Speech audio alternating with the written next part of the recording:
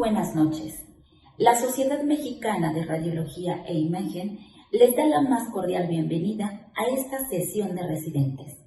En esta ocasión, con el tema Actualidades de la elastografía por ultrasonido en pacientes con enfermedad de hígado graso no alcohólico, a cargo de la doctora Aurora del Carmen Zagal Hernández, del Hospital Centro Médico Naval. Muchas gracias, doctora. Adelante. Buenos días. Soy la doctora Aurora del Carmen Zagal Hernández, presidente de segundo año del Servicio de Imagenología Diagnóstica y Terapéutica del Centro Médico Naval. El día de hoy voy a hablar acerca de las actualidades de la elastografía por ultrasonido en pacientes con enfermedad de hígado graso no alcohólico, siendo mi asesor el doctor Javier Negochi Pérez y la coordinadora la doctora Sandra Rosalía Paredes Fernández.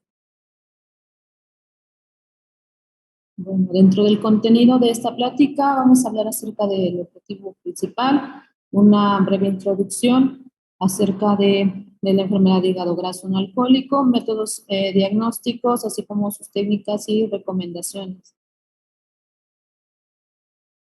Bueno, dentro del objetivo general de la plática es describir los diferentes métodos de abordaje en los pacientes con enfermedad de hígado graso no alcohólico, enfocándonos principalmente en las técnicas ecográficas.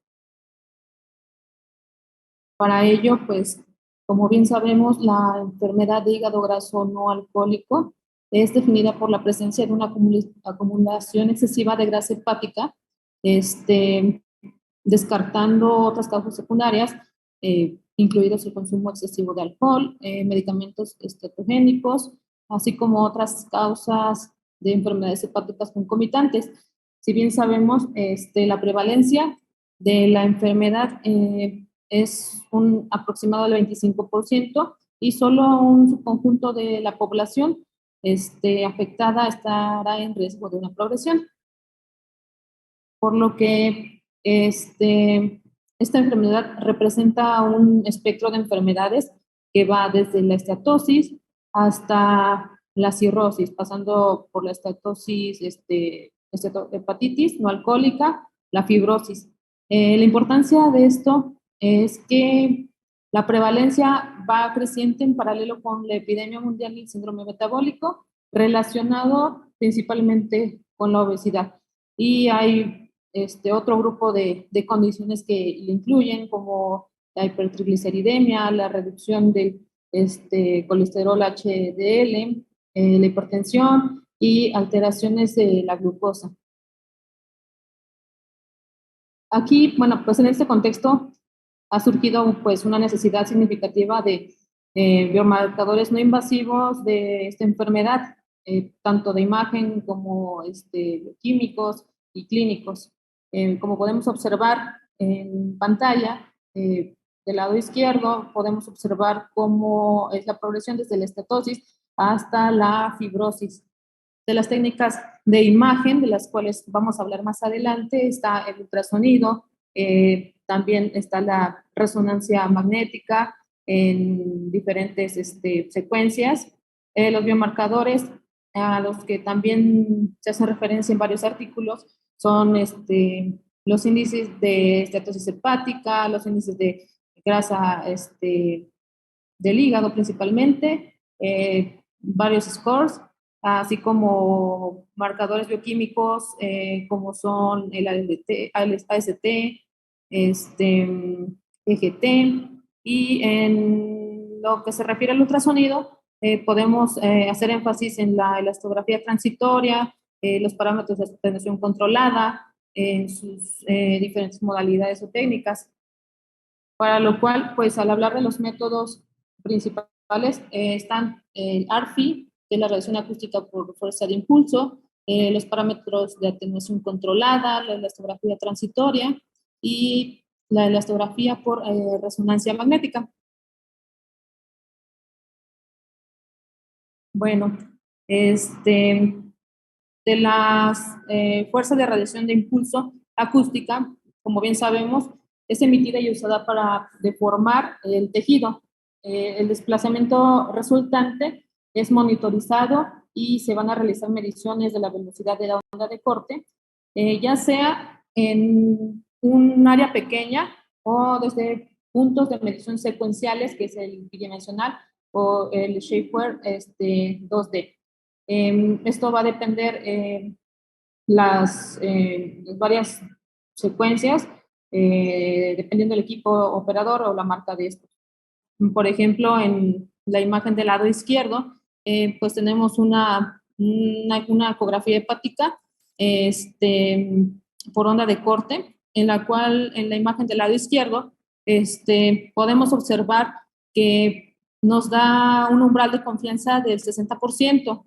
Las áreas que son de baja calidad las vamos a observar en un color rojo, las cuales va a eliminar automáticamente y nos va a dejar áreas de mayor confianza, que son las que observamos en color azul y verde. El amarillo nos indica como una manera de aviso, es decir, una zona en la que no tenemos la máxima calidad para tomar nuestra muestra. Dentro de la plática vamos a hablar más profundamente acerca de este estudio del 2020, acerca de la actualización multidisciplinaria para la elastografía, que es un consenso, en la cual se revisa el procedimiento recomendado para adquirir las diferentes medidas de rigidez hepática. Así, conforme ha avanzado la tecnología del impulso de fuerza de radiación acústica, como lo mencionamos, que es el ARFI, pues nos ayuda a una evaluación de la mejor calidad acerca de la propagación de las ondas transversales. Al avanzar esta tecnología, existe menos variabilidad entre los diferentes sistemas utilizados. Y pues como es bien sabido, debido a la detección de la enfermedad hepática crónica avanzada, se vuelve al progresar en una fase compensada y es muy importante. Las nuevas pautas se basan en la probabilidad de detectar los valores de rigidez hepático dados, por lo que más adelante se comentará acerca de lo que el panel recomienda, lo que es referente a la regla de 4, independientemente del proveedor para la interpretación de las técnicas ARFI. Bueno, y tenemos que dentro de las recomendaciones para realizar las mediciones de la rigidez hepática, ya sea por cualquiera de estas dos técnicas, puntual o bidimensional de ARFI, el paciente debe tener un ayuno de 4 horas antes del examen. Esta medición se va a realizar en el espacio intercostal con el paciente en decúbito supino o ligeramente lateral, no mayor a 30 grados y con el brazo derecho en extensión. Las medidas que se deben tomar es cuando nuestro paciente esté con una respiración neutra durante la contención de la respiración, sin o evitando pedirle al paciente que haga inspiraciones o expiraciones forzadas. ¿A qué rango profundidad se debe realizar esta toma de mediciones? La recomendación nos comenta que es entre 15 a 20 milímetros por debajo de lo que es la cápsula hepática. Okay. Los resultados se pueden informar en metros sobre segundo, que es la velocidad, o los kilopascales. La mayoría de estos sistemas tienen un máximo de profundidad de 4.5 centímetros del transductor. Y bueno, otro punto importante son los criterios de calidad. Los criterios de calidad van a depender, como ya les había comentado, del equipo. Y pues hay dos principales, que es el número de adquisiciones requeridas y la relación rango intercuartílico sobre mediana. Lo usual, la mayoría de estos equipos es de 10 medidas para ambos, para la puntual y la bidimensional. Sin embargo, en algunos artículos nos comenta que con 5 medidas es más que suficiente. El criterio de confiabilidad del rango intercuartílico va a depender si es puntual o si es bidimensional. En un rango, para el puntual, un rango intercuartílico de 30% es lo ideal, y en el bidimensional tiene que ser menos del 15%. Y lo que habíamos comentado acerca de lo que recomienda el panel es la regla de los 4. Esta regla va a ser independientemente del proveedor para las técnicas de ARFI, en la cual podemos observar los valores de corte con técnicas ARFI. Del lado, la columna izquierda nos menciona el valor de la rigidez hepática, y en la columna derecha la recomendación para cada uno de estos valores, teniendo en cuenta que menos de 5 kilopascales o menor a 1.3 metros sobre segundo, nos da una probabilidad alta de ser normal. Menor a 9 kilopascales, es decir, menos a 1.7 metros sobre segundo, hay una baja probabilidad de que tengamos una fibrosis. Sin embargo, hay que descartar otros signos de la enfermedad hepática no alcohólica compensada, como lo habíamos comentado. De 9 a 13 kilopascales, es decir, 1.7 a 2.1 metros sobre segundo, tenemos datos sugestivos de esta enfermedad hepática crónica compensada. Mayor a 13 kilopascales, es decir, mayor a 2.1 metros sobre segundo, son altamente sugestivos de esta enfermedad, y mayor a 17 kilopascales, es decir, menos de 2.4 metros sobre segundo, nos dice que son sugerentes incluso de hasta datos sugestivos de una hipertensión total. Existen factores confusores que pueden aumentar la rigidez hepática, no relacionados con la fibrosis hepática alcohólica.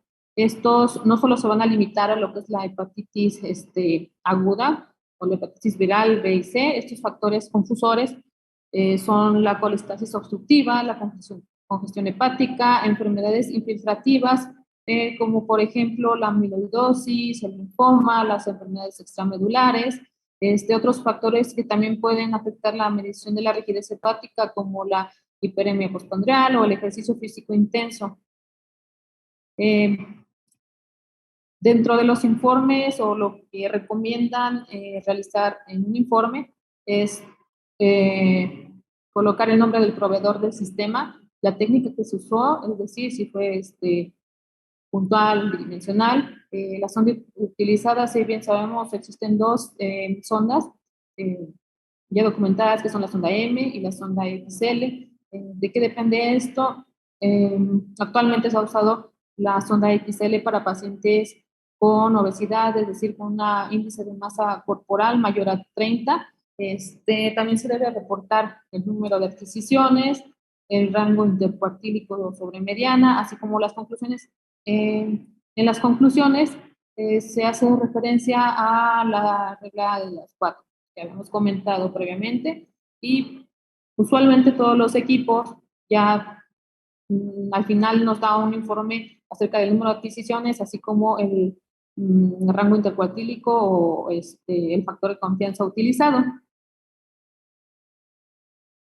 Respecto a la elastografía transitoria, esta elastografía mide la velocidad de las ondas transversales generadas dentro del hígado por un impulso mecánico. Es decir, cuanto más rígido es el hígado, mayor es la velocidad de las ondas transversales. La elastografía transitoria trabaja a bajas frecuencias, a promedio 50 Hz. En comparación con la biopsia, toma un volumen 100 veces mayor, siendo la biopsia el estándar de oro para la detección de la enfermedad del hígado graso no alcohólico. Esta elastografía transitoria se mide en metros sobre segundo, y en un estudio realizado una comparación con la biopsia, en donde los valores bajo la curva en los diferentes estadios de la fibrosis, van a variar según esto: 0.82, 0.85, 0.94 y 0.96, dependiendo del estadio respectivamente del F1, F2, F3 y F4, según el grado de fibrosis de leve a severo. Bueno, y después de la elastografía transitoria, se desarrollaron funciones en el FibroScan, en este dispositivo, en los cuales los factores o un parámetro de atenuación controlado, que es el CAP, en la cual va igual a correlacionar con las características viscoelásticas del hígado.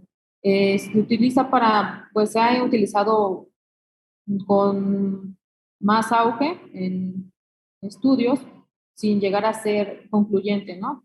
Esta técnica utiliza unidades de decibelios sobre metro, que va a variar desde los 100 hasta los 400 decibelios. También se utilizan la sonda M y la sonda XL. Ok. Hablando de estos estudios, hubo un metaanálisis donde se comparó el grado de esteatosis hepática en pacientes con una enfermedad crónica hepática no alcohólica, en comparación con lo que es la biopsia como método de referencia. De la columna en las etiologías se tomaron tanto las mixtas como las propiamente abordadas en esta plática. Sin embargo, podemos observar, o hay que hacer énfasis en las que nos conciernen, ¿no? Que están señaladas en el cuadrito azul. Ajá. Sí, podemos observar los puntos de corte en los parámetros de atenuación controlado. Del estadio 1 al estadio 3 hay una diferencia prácticamente de unos 20 decibelios entre estadio y estadio. En este recuadro naranja lo podemos observar. Las curvas o los valores bajo la curva son muy buenos. Por ejemplo, en este estudio podemos observar que para los estadios S1, es decir, una estatosis leve, tenemos un área bajo la curva de 0.97. Para un estadio de una estatosis moderada tenemos un área bajo la curva menor, pero sigue siendo bueno en comparación con el estadio 3 o la estatosis severa. Sí va a bajar considerablemente el valor bajo la curva. Similar a este ejemplo, que es el primero, abajo tenemos otros tres que son similares. No son los mismos valores, sin embargo, los valores bajo la curva siguen siendo elevados para el estadio S1 o la estatosis leve. Ok, entonces podemos concluir que es bueno para los primeros estadios, que son importantes para el seguimiento de los pacientes con riesgo de progresar a una cirrosis hepática. Bueno, dentro de las principales ventajas y desventajas de esta técnica de parámetro controlado, tenemos las ventajas. Dentro de ellas, es muy reproducible, la evaluación repetible para su seguimiento es adecuado, tenemos buenos resultados para la evaluación, tanto de esteatosis leves hasta la esteatohepatitis no alcohólica. Esta técnica podría utilizarse como una herramienta de detección para pacientes con estos riesgos, como lo había comentado. La evaluación es en tiempo real y los resultados y parámetros, es decir, los índices intercuartílicos, están en tiempo real y son calculados automáticamente por el software del dispositivo. Sin embargo, tiene desventajas. En estas podemos hablar que no es factible para los pacientes con ascitis. El costo del equipo va a depender, del proveedor, ¿no? Y esta técnica de la elastografía transitoria no es precisa o muy precisa para diferenciar en pacientes que no tienen fibrosis con aquellos que tienen fibrosis leve y los pacientes con fibrosis moderada versus los que tienen leve. Ajá. Y como lo pudimos observar en el metaanálisis del artículo previo, no es muy preciso para diferenciar los estadios S2 de S3 porque el valor bajo la curva va a disminuir considerablemente. Dentro de otras técnicas está la resonancia, la elastografía por resonancia magnética, que utiliza un controlador mecánico para generar ondas transversales que pueden evaluarse a través de una secuencia de pulso modificada. Su medida o su unidad es los kilopascales y las frecuencias a utilizar son 60 Hz. Existe una excelente concordancia entre observadores porque no es manipulado por operador dependiente y existen dos condiciones en las cuales podemos tener una sobreestimación de la rigidez del hígado y exámenes fallidos como son la inflamación aguda y la sobrecarga de hierro. Si bien esta técnica supera la elastografía transitoria, pues una de las desventajas es que su alto costo y en nuestras unidades pues no todos tienen este sistema o este equipo para realizar la elastografía. Bueno, y otro estudio realizado en el 2021 acerca de las recomendaciones o las guías de acuerdo a en qué momento iniciar el estudio, el screening para estos pacientes en relación a las guías nacionales e internacionales. Pues sí, bien, he sabido que hay diferencia entre las guías de Estados Unidos y las europeas. Sin embargo, estas sugieren que pacientes que tienen el riesgo, es decir, con síndrome metabólico, pacientes con obesidad, pacientes que tienen anomalías o niveles anormales en los niveles de enzimas o bioquímicos, sería ideal iniciar el screening o un tamizaje para evitar la progresión o disminuir la progresión de aquellos pacientes que ya tienen el diagnóstico. Sin embargo, estos estudios no han sido concluyentes hasta la fecha, por lo cual necesitan seguir los estudios. Bueno, y de nuestra parte, pues la recomendación es que va a depender ya de cada médico el referir a los pacientes. Asimismo, nosotros iniciar, si tenemos el equipo necesario, el screening para evitar que estos pacientes progresen a las enfermedades crónicas, la cirrosis, y con ello, pues, la calidad de vida sea mejor. Bueno, esta es la bibliografía utilizada y por nuestra parte sería todo. Gracias.